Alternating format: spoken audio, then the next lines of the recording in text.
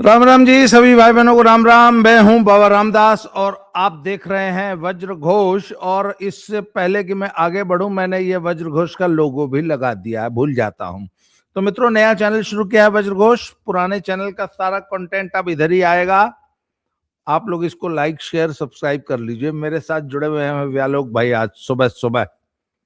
व्यालोक भाई राम राम। आपका चैनल है व्यालोक वाणी। पहले व्यालोक भाई पार्ट टाइम यूट्यूबर थे, अब फुल टाइम यूट्यूबर हो गए हैं।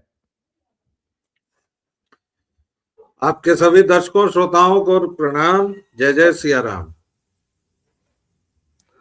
तो इससे पहले कि मैं बात को आगे बढ़ाऊं, जरा एक ये फोटो देख लीजिए आप लोग दर्शकों। इस लड़के को देख के आपके मन में पहला विचार क्या आता है?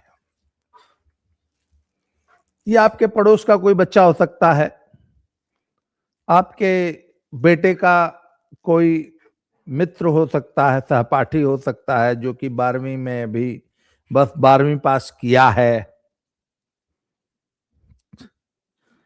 इनका नाम है हारिस अली, सहारनपुर के रहने वाले हैं। व्यालोक भाई जी, मुरादाबाद से बीडीएस कर रहे थे और इंग्लिश मीडियम एजुकेशन है। इनके पिताजी सामान्य बिजनेसमैन हैं।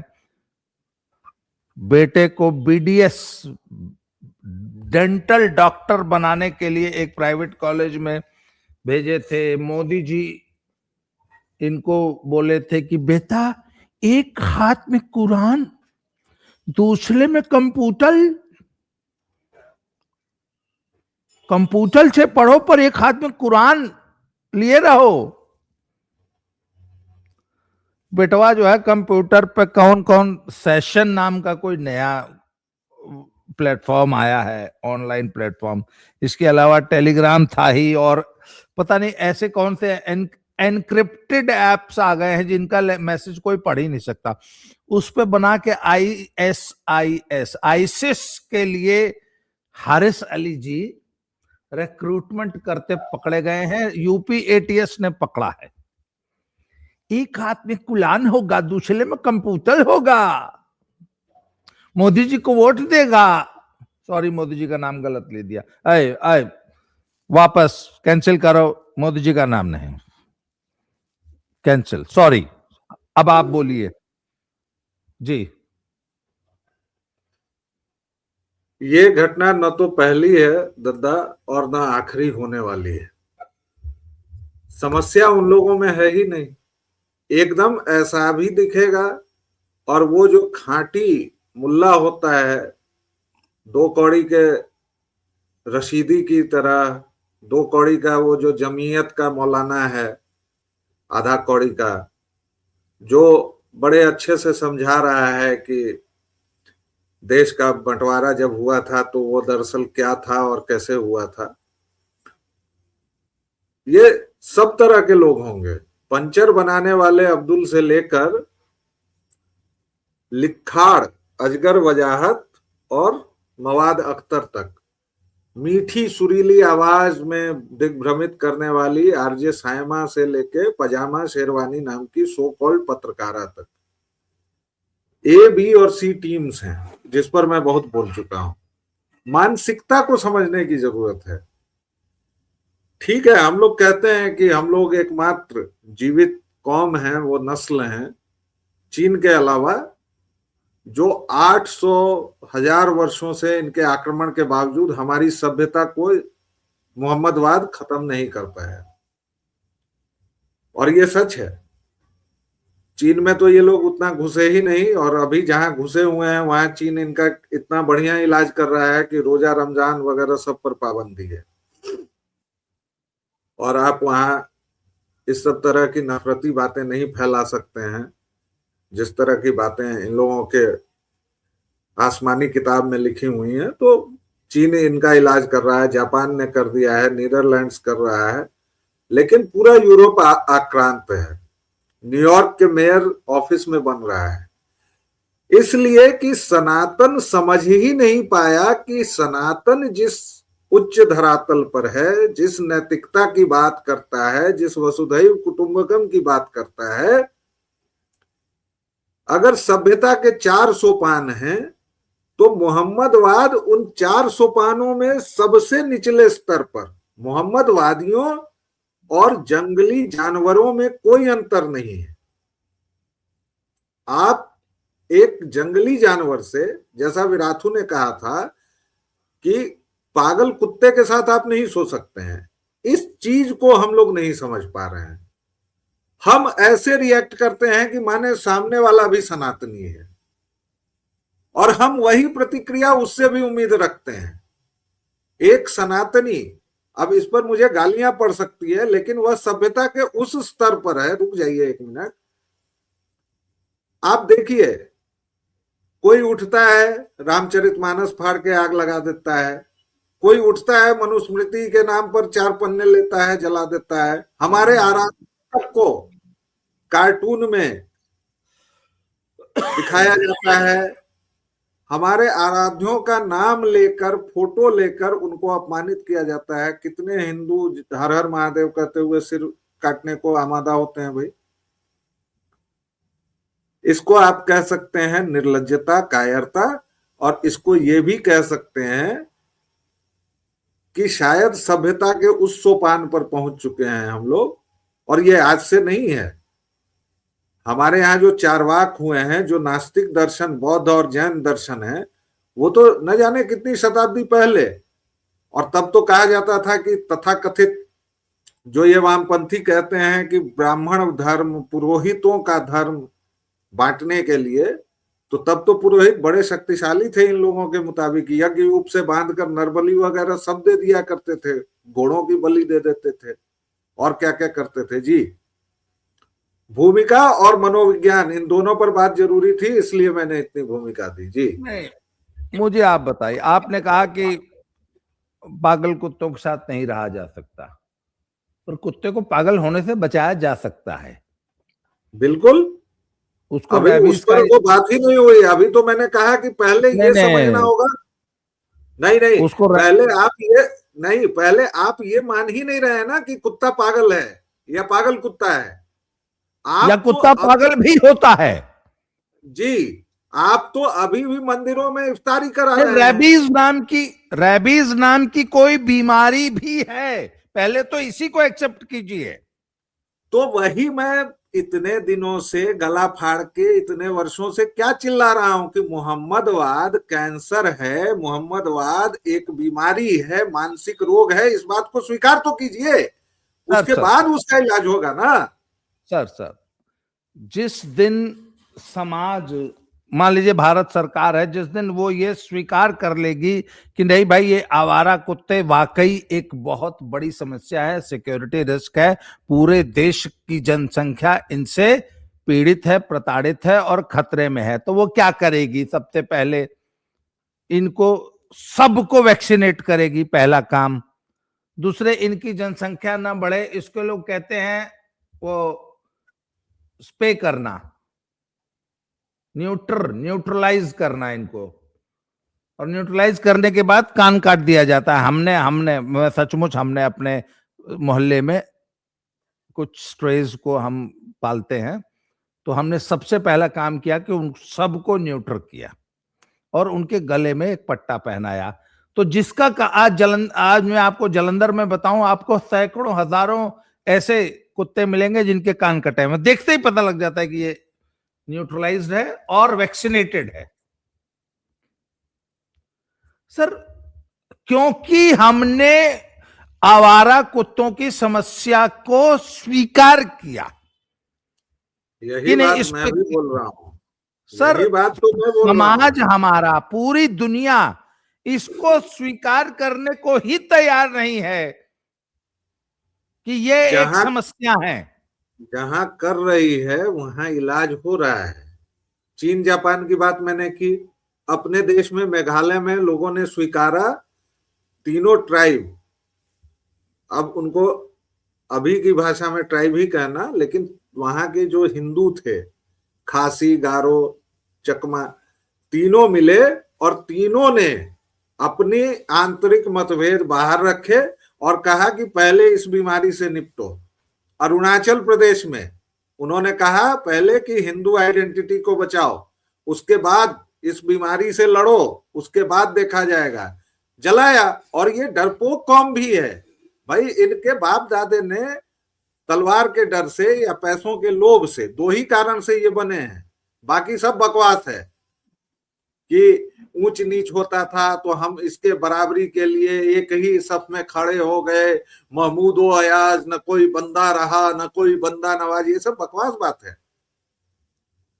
45 तरह के फिरके आज भी हैं।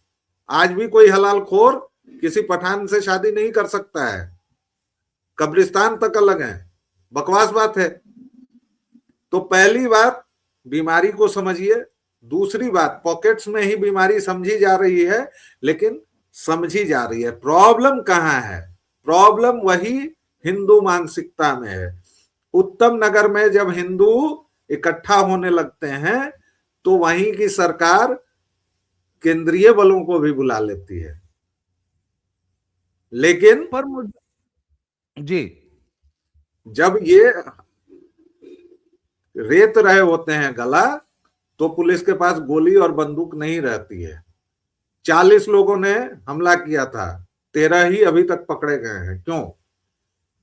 तो ये संघर्ष का समय है, चर्निंग का समय है। बाकी रहे ये हरीश भाई, मरीश भाई, कोई भी नाम बदल दीजिए, उनको बचपन से शिक्षा दी जाती है कि गला रेतो, उनके सामने रेता जाता है, उनसे रतवाया जाता है, उनको बचपन से शिक्षा दी जाती है कि तुम एक उम्मा के हो। और भारतीय मुसलमानों की समस्या और दिक्कत है, क्योंकि भारत में तो कोई मुसलमान है नहीं।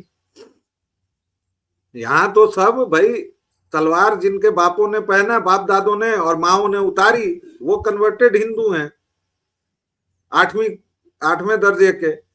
अब इनको एक बाप चाहिए, अब्बा हुजूर चाहिए। तो पहले कौन थे अब्बा हुजूर इनके? सबसे पहले खिलाफत के समय, जब तुर्की के लोग खुद वहां से खिलाफत को हटा रहे थे, तो यहाँ एक गांधी पैदा होता है, अली बंधु पैदा होते हैं और यहाँ की जनता को मूर्ख बनाते हैं और खिलाफत आंदोलन में चलते हैं। 47 जब होता है तो एक अब्बा हुजूर चाहिए, तो मौलाना नेहरू किसको बनाता है अब्बा, और उसके नेतृत्व में। और उस समय हिंदू जो नेतृत्व था वह चुप रहता है या खामोश रहता है या उस तरह से दुर्धर्ष प्रतिकार नहीं करता है। ये उस हिंदू नेतृत्व की, हमारे बाप दादाओं की दिक्कत थी। क्यों नहीं मौलाना नेहरू का गिरेबान पकड़ लिया कि नहीं, तुम मंदिरों के ऊपर कोई कदम नहीं उठा सकते हो? क्यों नहीं मौलाना नेहरू का गिरेबान पकड़ा कि अगर हिंदू कानूनों के साथ छेड़छाड़ कर रहे हो तुम, अगर उनको एक लॉ के अंदर ला रहे हो, तो तुरंत जो भी मियां बचा हुआ है उसको करो। अगर ट्रांसफर नहीं किया मियां लोगों का, यार एक से एक काम किए हैं इन लोगों ने। जिस मुस्लिम लीग ने देश का बंटवारा कर दिया, वही 6 सदस्य आपकी संविधान सभा में है। क्या बनाएंगे वो? आपका पहला शिक्षा मंत्री जिहादी है, अनपढ़ है, मदरसे तक नहीं गया था वो, देख लीजिए इतिहास से जी, घर पर पढ़ा है। क्या बनाएगा वो? शुरुआती 5-6 शिक्षा मंत्री देख लीजिए देश के सब जिहादी हैं। इतिहास की धारा को तथाकथित ऑब्जेक्टिव तरीके से लिखने के नाम पर नेशनलिज्म को हटा दिया गया। एक घटिया मुगल काल को स्वर्णिम काल बताने में कोई कसर नहीं छोड़ी गई। तो फिर से कह रहा हूं, मनोवैज्ञानिक दृष्टिकोण से समझिए और इनका इलाज तभी होगा। बाकी हम लोग करते रहें, ये लिस्ट आ गई, वो लिस्ट, ये फिर जाएंगे, फिर करेंगे, और इनके बचाव में आ जाएगी टीम भी कि फलनवा हुआ था 20 साल बाद। अरे हिंदुओं के नाम मैं गिनाऊं आपकी जुडिशरी में क्या क्या हुआ है? कर्नल पुरोहित के साथ क्या हुआ? साध्वी प्रज्ञा के साथ क्या हुआ? और तुम फिर कहोगे कि मुसलमानों से देशभक्ति का क्यों ना मांगे, क्यों ना मांगे? जब आरफा जैसी गलीज रात दिन ईरान के इसमें लगी हुई है, जब तुम्हारा 2 कौड़ी का गलीज मौलाना रशीदी बोलता है कि ईरान और भारत का युद्ध होगा तो भारत के मोहम्मदन जाएंगे, क्यों नहीं मुसलमानों के अंदर से आवाज उठी कि नहीं, रशीदी गलत बोल रहा है? तो तुम लोगों को रोज, और अभी कम मांगा जा रहा है, हर एक दिन मोहम्मदनों से पूछा जाना चाहिए कि तुम इस देश के हो कि नहीं। अभी फिर बिहार में विधानसभा में वो 5 बेगैरत रजाकार चले गए वंदे मातरम के समय। आपने तो कानून बना दिया है, पकड़िए, डालिए उनको जेल में। दंड भय, पहला इनको समझिए, दूसरा बधिया कीजिए, और तीसरा दंड का भय, क्योंकि ये उतनी ही डरपोक कौम है, जैसे ही पिछवाड़ा लाल होता है सुधर जाते हैं। नहीं, मेरा एक सवाल है, ऐसे लोगों का क्या करेंगे जो इनको कवर फायर देते हैं? ऐसे भाई, आप कहते हैं कुत्तों में रेबीज की समस्या है, पर ऐसे लोगों को क्या करेंगे जिन्होंने ऐसे 1000 कुत्ते अपने घर में पाल लिए हैं और जो कहते हैं नहीं, हम इनको रेबीज का इंजेक्शन तुमको नहीं लगाने देंगे, हमारी मर्जी है। अखिलेश यादव जैसे, राहुल गांधी जैसे लोग, इनका क्या करेंगे? आपका एक सेंटेंस गलत है कि 1000 कुत्ते पाल लिए हैं, नहीं, ये इतने हरामखोर हैं कि सड़क पर छोड़ दिए हैं। इन कुत्तों को इनके घर छोड़ दीजिए, कहिए कि 10-10 को रखो अपने यहाँ, 20-20 को रखो, इनको कहिए कि उनके मोहल्ले में जाके रहो। भाई मोहम्मदन घेटोज होते हैं ना, जाके रहे, क्यों नहीं रहते हैं टोटी चोर वहां? 5 बीघा का मकान क्यों लेते हैं? और देखिए, सीधी सी बात है, भारत में बहुत तरह के पचड़े हैं, इस समस्या को कोई सुलझाना नहीं चाहता है, वरना सबसे पहले इनकी जो टीम बी है, जो पजामा शेरवानी, सायमा, ये तथाकथित रवीश, खबीस, अजीत अंजुम, ये सब जितने हैं, सबसे पहले तो इनको पटकना चाहिए जेल में, और बर्फ की सिल्ली पर लिटाकर, और खजूर की संटी से बिना कुछ पूछे हुए, सुबह 25, दोपहर 25, शाम 25, कम से कम 1 साल तक यह इलाज हो, और इसका बाकायदा प्रदर्शन किया जाए कि ये इलाज चल रहा है, तब जाके ये लोग मानेंगे, तब जाके ये भौंकना बंद करेंगे। रेबीज वाले कुत्तों से ज्यादा खतरनाक ये वाले कुत्ते हैं, जो वैसे तो स्वस्थ हैं, लेकिन वो साथ साथ रेबीज वालों को लेके चलते हैं कि तुम काटो ना, हम बचाएंगे, हम कुकू कुकू करते हुए गुड़वा में लौट जाएंगे, हम कहेंगे कि हम अच्छा कुकुर हैं, और यही चल रहा है। आप देखिए, उसकी गिरफ्तारी होती है और कवर फायर शुरू हो जाता है। एक शब्द मैं आज तक किसी सेकुलर, लिबरल, लिबिर प्रगतिशील किसी के मुंह से ये नहीं मैंने आज तक सुना कि मोहम्मदवाद का मतलब आतंक है। ये तो खैर उन लोगों के लिए गुनाह अजीम हो गया, बड़ी बात हो गई। जो लोग, आप सोचिए संकट कितना गहरा है दादा, जो लोग 26/11 को ऑर्केस्ट्रेटेड बता सकते हैं, संघ की करनी बता सकते हैं, जो लोग 9/11 अमेरिका को कह सकते हैं कि अमेरिका ने खुद अपने जहाज घुसा दिए और खुद ये हो गया, ऐसे गिरा तो हई गिरा तो हाउ गिरा, मतलब वो कहीं रुकेंगे जब तक वो काली कनात से भर न दे पूरी दुनिया को। अभी बॉम्बे के एक कॉलेज में हुआ कि भाई बुर्का उतारो, तो नहीं उतारेंगे। क्यों नहीं उतारोगे? तुम्हारे बाप का राज है क्या? ये टर्की है, सीरिया है, क्या है? साला 35 डिग्री टेम्परेचर है, इसमें तुमको काली कनात पहन के जाना है? क्या मजाक है यार। देह फूट गया होगा, 10 तरह का चर्म रोग होगा, कैसे ये लोग रहता है, मैं तो ये नहीं सोच पाता हूं। मैंने एक टी शर्ट पहनी है, मुझे गर्मी लग रही है। आप जालंधर में हैं, आपके यहां सर्दी है, आपने जैकेट पहना हुआ है, अब आप कहें कि नहीं व्यालोक आप भी, तुम भी जैकेट पहनो, ये कोई बात हुई? अरब में नदी नहीं थी, नाले नहीं थे, पानी नहीं था, तो भाई वो लोटिया, वो छोटे भाई का पजामा, सब कुछ हुआ। अरे भाई यहाँ बहुत पर्यावरण बिगड़ गया है, बहुत जलवायु का नाश हो गया है, लेकिन भाई